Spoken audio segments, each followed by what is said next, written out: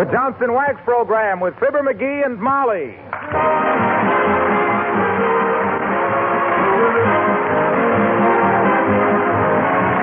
The makers of Johnson's Wax and Johnson's Self-Polishing Glo-Coat present Fibber McGee and Molly, written by Don Quinn, with songs by the King's Men and music by Billy Mills. The show opens with I Love Louisa.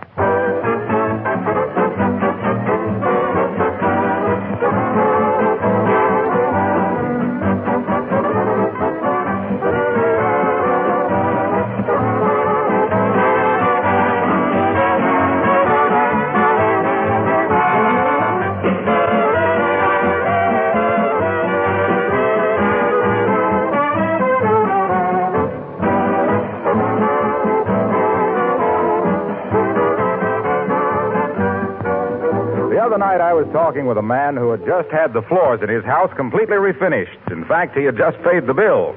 This time we're going to take care of our floors, he told me. We're taking your advice about protecting them regularly with Johnson's Wax. Well, that's advice I give very freely on this program, and you're all welcome to accept it and save yourself expensive refinishing charges. It's really remarkable how much punishment floors will stand when they're given an occasional coat of genuine Johnson's Wax. Besides the money-saving protection, Johnson's Wax offers two other major advantages. First, the glowing beauty it gives to all floors, furniture, and woodwork.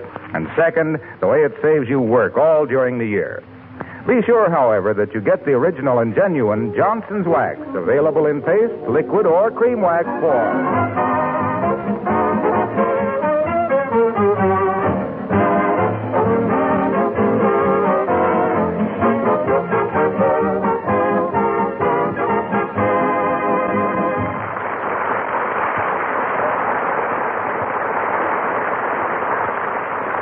When house cleaning time comes, a husband does one of two things. One, he goes away someplace.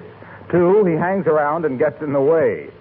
The guy living at 79 Wistful Vista is type number 2, as you'll see when we join Fibber McGee and Molly.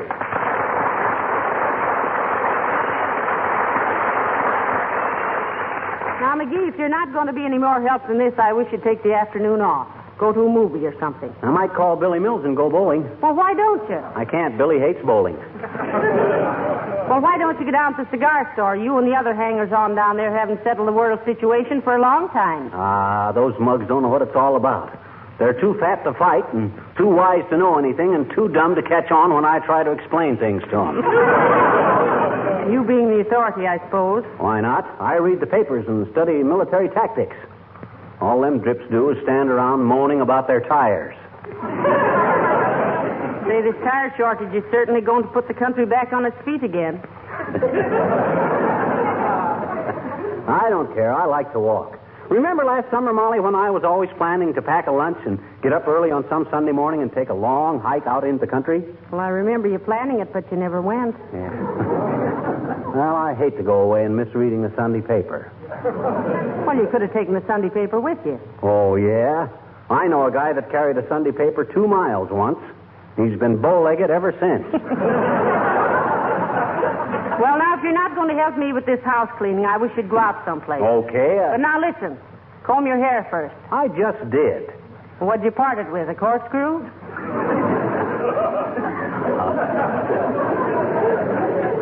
I'm just different than most good-looking guys, Molly. Instead of curly hair in a straight part, I got straight hair in a curly part.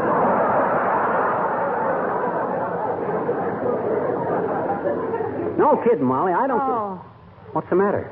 Hurt your hand? Oh. Molly, what's the matter? McGee, my ring. My engagement ring. Huh? It's gone. Gone?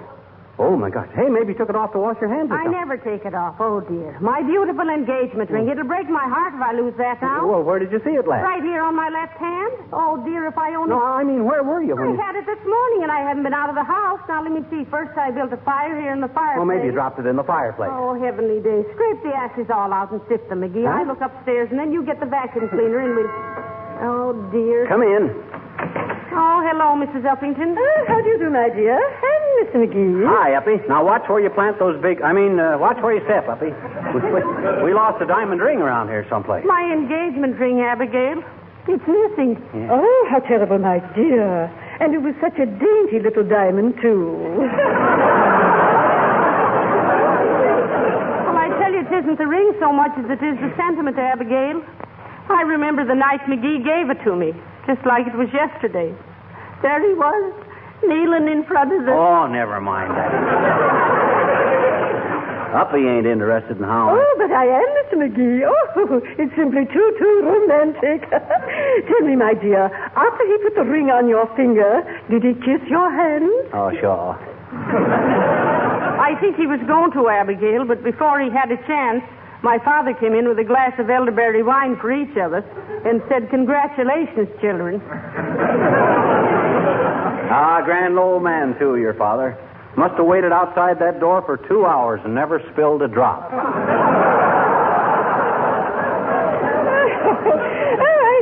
I hope you were married right away, my dears. I never did believe in long engagements. Neither did McGee, particularly after we went into vaudeville. You know, we never played a theater more than 3 days. Oh, good heavens. Were you in the theater? Oh, why, shoot. Oh, how utterly fascinating. I was an actress once, myself. Oh, Uppy. I remember you. Didn't you used to have an iron jaw act? Swinging on a rope by your teeth and waving a little American flag? Now, please, Mr. McGee, I was never in vaudeville. Oh. I played only Shakespearean roles. Juliet, you know. Oh, we played Joliet, too. Sure, Joliet, and then we went to Kankakee and Decatur. No. Not Joliet. Juliet, my dear. Oh, what fun. My leading man fell in love with me. Poor dear P. Jarvis. P. Jarvis? Yes, his name was John P. Jarvis, but I always called him P. Jarvis. That was cute. Well, whatever happened to... I don't like to be nosy, Upsy. Oh. But... He went away to make his fortune, but I've never seen him since. Well, didn't he leave any message when he left, Abigail? Yes, he left a note saying that someday he would return, and when he did, he... Oh, good heavens. I wonder. You wonder what? He said that some night he would return and toss a pebble at my window. Oh, my. Do you suppose? Oh, but it couldn't. But still, I must have this investigated at once. Goodbye.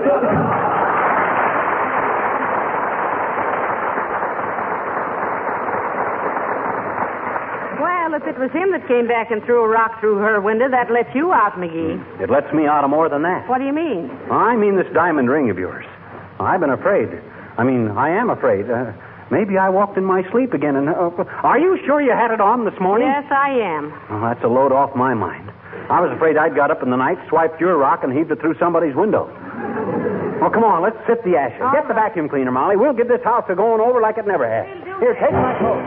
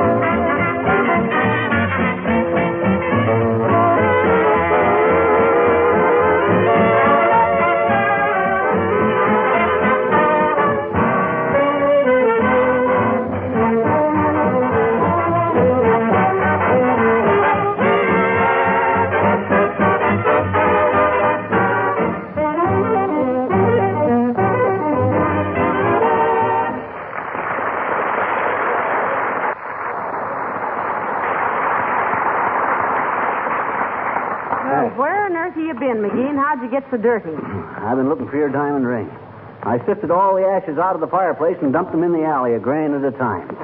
Boy, that stuff sure makes you cough. Well, why didn't you tie a handkerchief over your nose? I did, and then I had to breathe through my mouth. And that's what made me cough. But your ring wasn't there. Well, I tell you, it's around someplace. Nothing is really lost till you quit looking for it, you know. Is that true? Certainly. Why? And I lost a couple of kneecaps. Since I started putting on weight, I've quit looking for them. Oh, boy, am I tired. Well, I certainly appreciate your help, dearie. Now, listen, you take it easy and let me finish the house cleaning. I'll find my ring somewhere. No, sir. I'm going to turn this house upside down and shake it if I have to. Hand me that carpet sweeper. All right, darling. Here. And keep a sharp eye out in the corners along the baseboard. Yeah. Heavenly days, my left hand feels positively indecent without that ring on it. Mm-hmm. I know how you feel, Molly. I lost my wristwatch once. And every time anybody'd look at my naked wrist, I'd blush clear up to my elbow.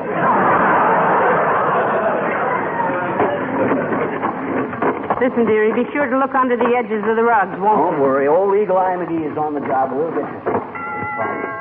Oh, I wonder who that could be. you? Look out the window. Huh? Is there an armored delivery truck out there? No. Well, then it can't be the grocery man with my 2 pounds of sugar. Come in. Good day, Mrs. McGee. Hello, McGee. Oh, hi, Latrivia. What you all bundled up in the fur cap and mittens for? I regret to say that I neglected my business affairs today and yielded to the temptation to go out with a small party of friends. Oh. We have been boob sledding. No. You mean bobsledding. With the frantic little group of sportsmen I was with, Mrs. McGee, it is boob sledding. They are imbued with the peculiar idea that to see how close one can steer a sled to a moving streetcar is the height of hilarity. Well, it is kind of fun at that, Latrivia. Yes, I imagine it would appeal to you, too, McGee. You are the type that rocks rowboats and wears ladies' hats at parties. Why, he does not. He always wears a lampshade. Get a much bigger laugh with a lampshade, Latrivia. That kills him. Thank you. I shall try to remember that the next time. But am I intruding? Were you cleaning house, Mrs. McGee? Well, yes.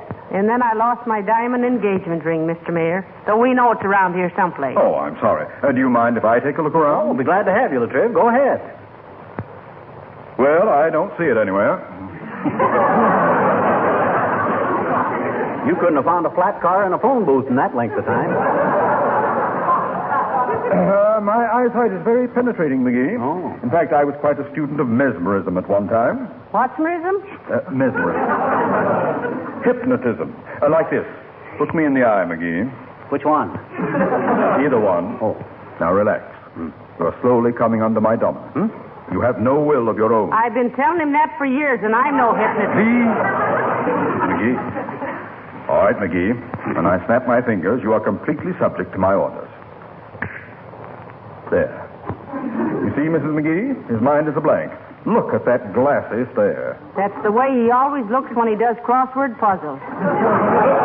Isn't it, McGee? Isn't it, McGee? McGee! Well, heavenly days, he is hypnotized. Of course he is. Watch this. McGee, you are an Airedale. A big, brown Airedale. Speak. Isn't that wonderful? Look at him trying to wag his tail. No. Get down. Stop jumping up on me. Down, doggy, down. Oh! He bit me in the leg. Let me out of here. Well, aren't you going down and hypnotize him first? Oh, he'll come out of it shortly. I don't want to... Here! Get away from me! You brute!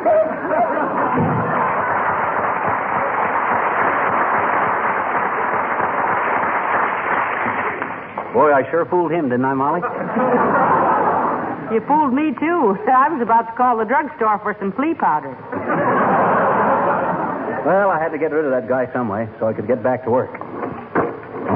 Some act, huh? It was wonderful. It was so realistic. McGee, pull in your tongue and stop that panting. I can't help it. I'm tired. This carpet sweeper works awful hard. Well, use the vacuum. Okay, plug in the cord, will you? All right. Thanks. What's the matter now? Motor won't start. McGee, have you been tinkering with it? Why should I tinker with the vacuum cleaner motor? I don't know, but have you? That's a silly question to think that I... McGee, have you? Oh, you mean with the vacuum cleaner motor? Yeah, come to think of it, I have. I took it apart to fix it. Well, couldn't you get it back together again, right? Ordinarily I could, but I took it apart on my workbench down in the basement, and I already had the lawnmower apart, and I didn't know which parts went back in which. That's lovely. Well, I'm glad you didn't have my sewing machine down there, too. I did. But I kept the parts to that separate. Well, good for you. Yeah. I didn't want them to get mixed up with the works out of your electric mixer. What? Heavenly days. Please, McGee, will you stop experimenting with the appliances? Well, I was just trying to... Something is all. I thought if I fit a couple of little paddles to the mixing machine, I could use it for an outboard motor next summer. And my sewing machine, what were you trying to make out of that, a pencil sharpener? No, Hey, I bet you got something there. Oh. I'll bet if I attached a razor blade to the bottom of it... No, please. Go get the carpet sweeper and sweep these rugs. Don't forget, I have a diamond ring laying around here someplace. Don't worry, I'll find it. I'm the guy... Hello, Fibber. Hello, Molly. What's cooking, good looking? I've lost my diamond ring, Mr. Wilcox. Yeah, be careful where you step, Harlow. We like mashed carrots, but not in the rug. My hot tonight. Well, gee, that's tough, Molly. Are you sure you lost it around here? No, absolutely. I always wear it right here on the third finger of my left hand. Hey, wait a minute. Let me see. Now, what good will it do to look at her hand? You're just hanging around the fairgrounds after the balloon's gone up.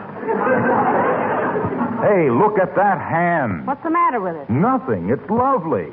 Why, it's hands like yours that make the best possible advertising for Johnson's self-polishing Glo-Coat. Oh, my. And Glo-Coat is a beauty treatment for your linoleum, too. Oh, I had 20-minute floor facial. Pour out little Glo-Coat, spread it around, and presto, in 20 minutes or less, it sparkles with pride and joy. Harlow, you amaze me. How so, Joe? The way you keep up your enthusiasm. For 7 years now and more, you've been whooping and hollering about Johnson's Glo-Coat. Don't you ever let down? What do you mean, let down? After only 7 years? Do you realize how many hundreds of years, BG? Before Glo-Coat? Oh. How many hundreds of weary years women spent trying to keep their homes clean and bright with bunches of grass and crude brooms and dirty scrub brushes? The aches and pains and toil and... Oh, you wouldn't understand. Well, I hope you find your diamond, Molly. Thanks, Mr. Wilcox.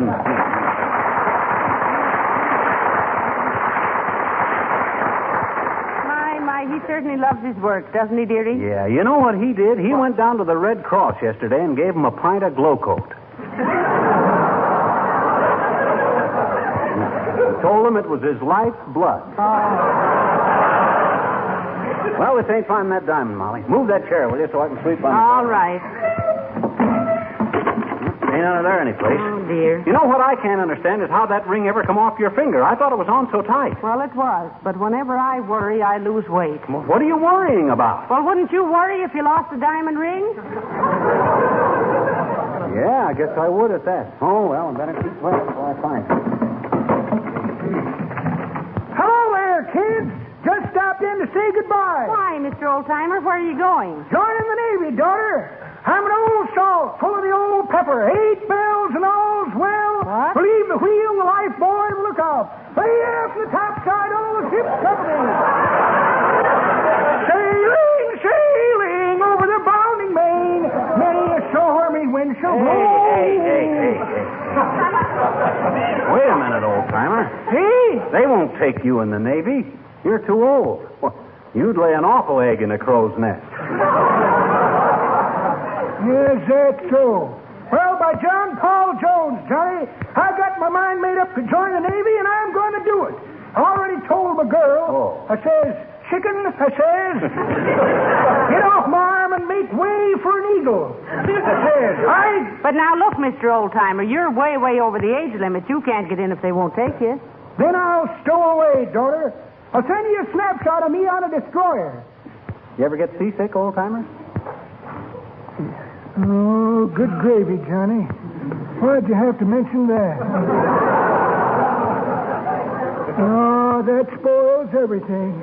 And I know I'd look cute in a sailor suit, too. I've bet you would, too. Indeed you would.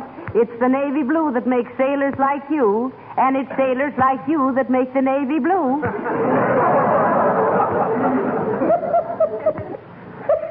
That's pretty good, daughter, but that ain't the way I heard it. The way I heard it, one feller says, t'other feller says, you know what the Germans are going to do next in Russia? No, says t'other feller. Well, what's the answer? Daughter, there's a feller with a little Charlie Chaplin mustache who'd like to know that, too.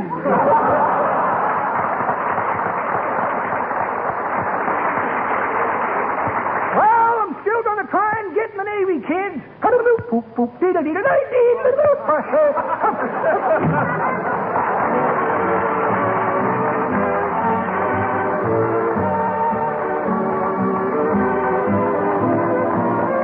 The King's Men sing The White Cliffs of Dover. I'll never forget the people I met braving those angry skies. I remember well as the shadows fell the light of hope in their eyes. And though I'm far away, I still can hear them say, thumbs up. For when the dawn comes up, there'll be bluebirds over the white cliffs of Dover.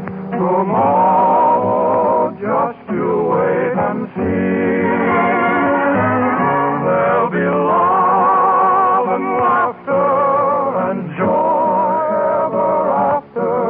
Tomorrow, when the world is free. The shepherd will guard his sheep. The valley will bloom again. And Johnny will go to sleep in his own little room again. There'll be bluebirds over the white cliffs of Dover. Tomorrow, when the world is free. The stars will be bright and clear. The sky will be blue again. And no one will ever fear. And dreams will come true again. There'll be bluebirds over the white cliffs of Dover. Tomorrow, just you wait and see.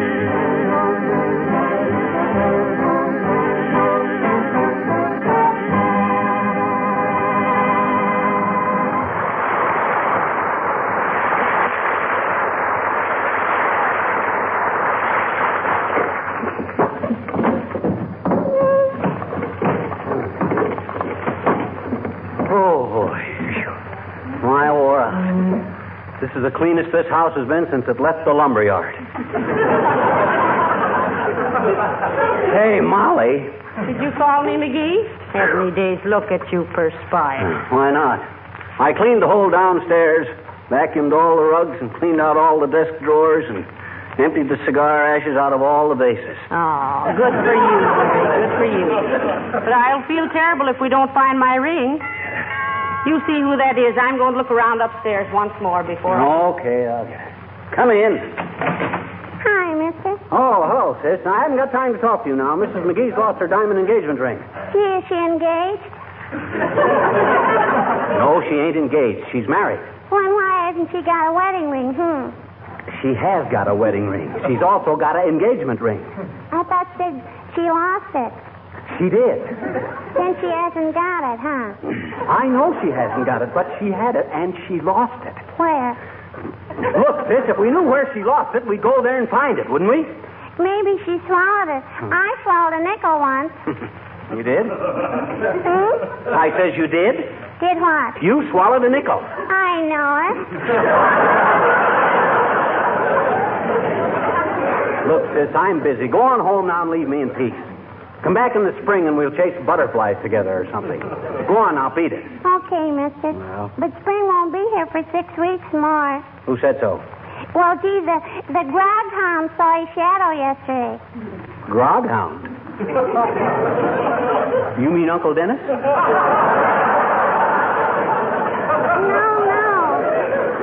No, the groghound, like a little dog, kind of. Oh, you mean the groundhog. Sure. Well, I guess that proves it all right, sis.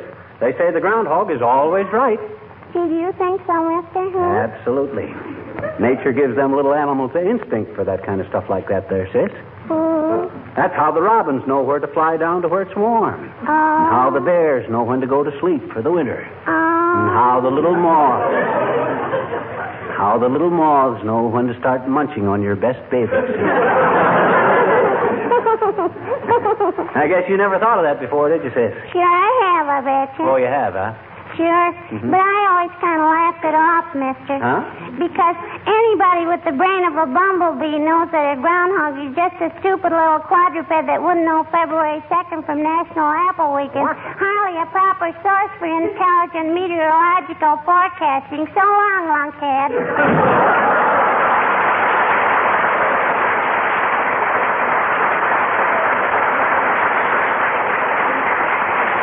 Why, that impudent little twerp. One of these days I'm going to lose my patience and play clap hands, here comes Fibber on the back of her rompers. Now, let me see. I better put that piano back where I got it. Oh, boy, am I wore to a nubbin. I got more creaks than a cricket and more pains than a greenhouse. My back is so... I'm almost ready to give up. And you know, it just breaks my heart. Well, for goodness sakes, how nice everything looks, dearie. Boy, it ought to look nice. I've lost 7 pounds in weight, 2 inches in height, and a lot of interest in life. Well, now you just sit down and rest, dearie. You've really worked hard today, and I appreciate it. Yeah, what good did it do? With your ring still missing? Well, I'll be... Look. What's that? What's what? What are you staring at? Your hand. Hey, your finger. Your ring, there it is. Why, you must be seeing things. My hand is as big No. Your right hand. You got your ring on the other hand. Well, Oh, McGee, thank you, darling. Thank you for finding it. What do you mean, finding it? You had it all the time? Well, if I'm not the worst, now I remember. I put it on the other hand this morning to remind me of something. Remind you of what? Never mind. It seems so silly now. Oh, well, I want to know. I got a right to know. And I can keep from collapsing just long enough for you to tell me. Oh, this is so ridiculous. Well, why did you put the ring on the other hand? Well, it was to remind me to ask you to help me with the house cleaning today.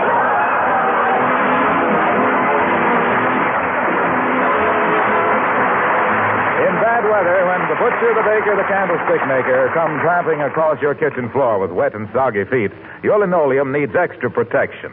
Give it that protection with Johnson's self-polishing Glo-Coat and see what a difference it makes in your daily work and in the appearance of your kitchen. As a matter of fact, it's when your floors get this extra punishment that you can see what a wonderful polish Glo-Coat really is. It has a flexible film, which means that it wears evenly without chipping. It has a lasting luster, gives floors sparkling beauty that brings out and preserves the fresh colors of the linoleum. And Glo-Coat is economical because a little goes a long way. Glo-Coat is self-polishing, needs no rubbing or buffing. You simply apply and let dry. But for Glo-Coat results, be sure you get the one and only Johnson self-polishing Glo-Coat. Hey, Molly, you know what? No, what? I made up my mind I'm going to quit joking about not using our car so much. You know, this is a serious business. I think our support of these wartime restrictions ought to be absolutely... Tireless. Yeah. Good night. Good night, honey.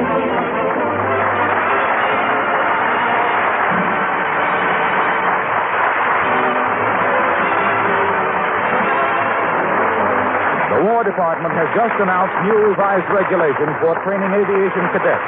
Under these new rules, men between 18 and 26, married or single, with or without college education, are now eligible for the Army Air Corps.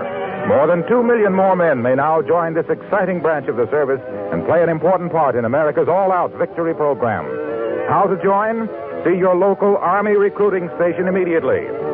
This is Harlow Wilcox, speaking for the makers of Johnston's Wax Finishes for Home and Industry, inviting you to be with us again next Tuesday night. Good night. This is the National Broadcasting Company.